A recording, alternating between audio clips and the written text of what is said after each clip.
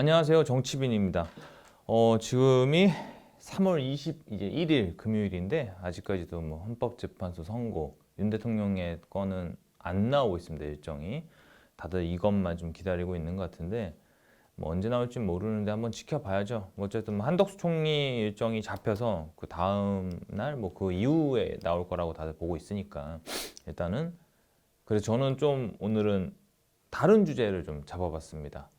뭐 좀 약간 좀 시기가 지난 걸 수도 있는데 이번에 좀 탄핵 여파 관련해서 굉장히 좀 생각도 못했던 사람이 떠오르기도 했잖아요. 그래서 좀 그 부분을 다뤄볼까 하는데 좀 한 번쯤 좀 짚고 넘어가고 싶었고요. 제가 오늘 고른 주제는 이제 전환길 항우사 강사입니다. 사실 이번에 탄핵 반대 여론을 이끌었던 원동력 중에 가장 좀 힘이 컸던 사람이 전환길 강사입니다. 이거는 뭐 저는 그렇게 보거든요. 대중적인 이미지도 있고 뭐 나쁜 이미지가 아니었죠. 워낙 또 뭐 굉장히 또 강의를 잘하기로 소문이 났고 본인 유명세를 갖고 전국을 돌고 집회에서 왜 탄핵을 반대해야 되는지 이런 것들을 설명하고 있습니다. 아까도 말씀드렸지만 확실히 기존 유명 강사에서 좀 더 폭넓은 좀 사회적인 인사가 되고 있는 것 같아요. 뭐 됐죠 실제로. 그러니까 이분이 무슨 말을 하는지는 뭐 다들 알고 있겠지만 뭐 간략히 설명하면 쉽게 말하면 뭐 부정선거 의혹부터 윤 대통령 복귀 얘기를 합니다. 그러니까 복귀를 해야 된다는 거죠.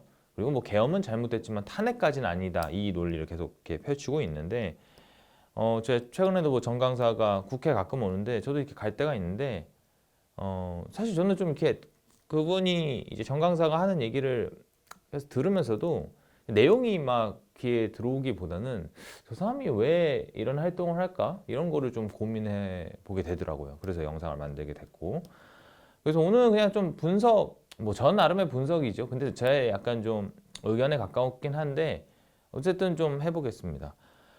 저는 우선 이분이 뭐 정말 마음속에서 머릿속에서 우러나와서 한다고 생각을 하고 있어요. 그러니까 본인이 말하는 게 자기 진심이라고 보는 건데 그러니까 뭐 인기를 얻으려고 척을 하는 건 아닌 것 같다는 거죠. 뭐 그런 사람들도 있어 보이잖아요. 우리가 보면 좀 여당에는 그런 분들도 좀 보이는 것 같은데 근데 좀 어쨌든 전환길 강사가 강사답게 내용도 잘 가르치고 뭐 아까도 말씀드렸지만 뭐 독설이나 인생에 대한 현실적인 조언 이런 것들 때문에 인기를 끄는 사람인데 뭐 얘기를 뭐 본인 말로는 60억을 버는데 60억을 포기했다. 뭐 그러니까 사실 보면 돈도 사회적 인기도 어느 정도 있는 사람인데 거기서 뭘 더 얻으려고 그러니까 그거에서 더 얻으려고 하는 건 저는 아닌 것 같아요. 이 행위들 자체가.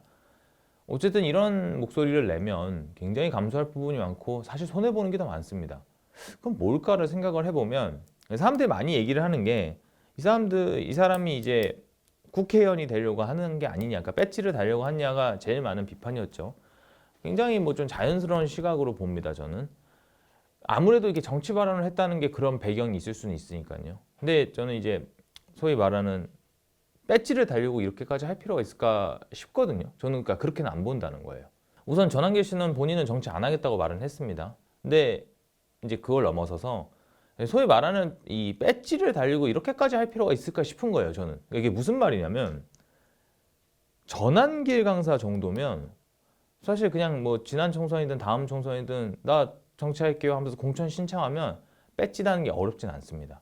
그러니까 당에서도 되게 이 정도 인사가 오는 게 되게 화제성도 있고 어쨌든 나름의 정체성이 있기 때문에 이 사람을 갖고 굉장히 많은 걸 할 수 있고 그래서 당에서 온다 그러면 오히려 고맙죠.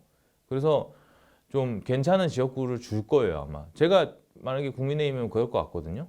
그러니까 사람들이 다 좋아하는 강사인데 그래서 나는 국회의원이 되는 게 뭐가 어렵냐 이거죠. 그러니까 수도권 이런 데서도 충분히 경쟁력 있다고 봅니다. 국민의힘 이름으로도요.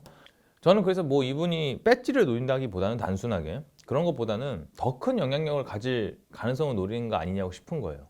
그래서 뭐 더 큰 무언가를 하고 싶은 거 아닐까? 아 그리고 좀 이런 것도 있는 것 같아요. 그러니까 전환길 강사가 이제 최근에 본인의 언론사를 만들었습니다. 그래서 이게 굉장히 좀 의미가 있는 게 어쨌든 이 강사가 막 이렇게 스카이데일리의 그런 이제 야당에서의 탄압, 야당에서의 그런 압박 같은 거를 굉장히 공격하고 비판했잖아요. 그러면 안 된다. 이게 언론 탄압이다 이러면서 이제 그런 차원에서 그리고 뭐 진실을 알리는 차원에서 아마 본인의 언론사를 만든 것 같은데 물론 지금 이거는 지금 트래픽 초과로 서버가 터졌다고 하네요. 조만간 복구가 될 텐데, 그러니까 관심사가 엄청난 것 같아요.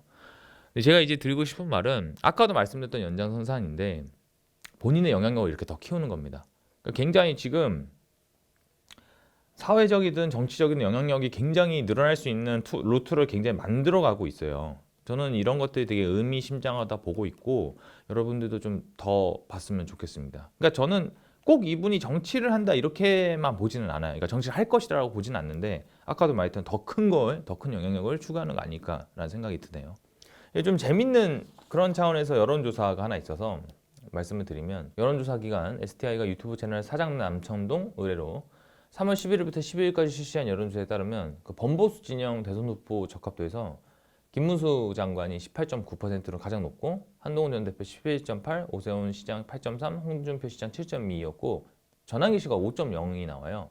이 사실 5%면 굉장한 거거든요. 뭐 이번에 정치를 한 것도 아니고. 저는 사실 이번 탄핵 결과가 어떻게 나오든 보수 진영에서 가장 많은 영향력을 얻은 사람은 전환기 강사라고 봅니다.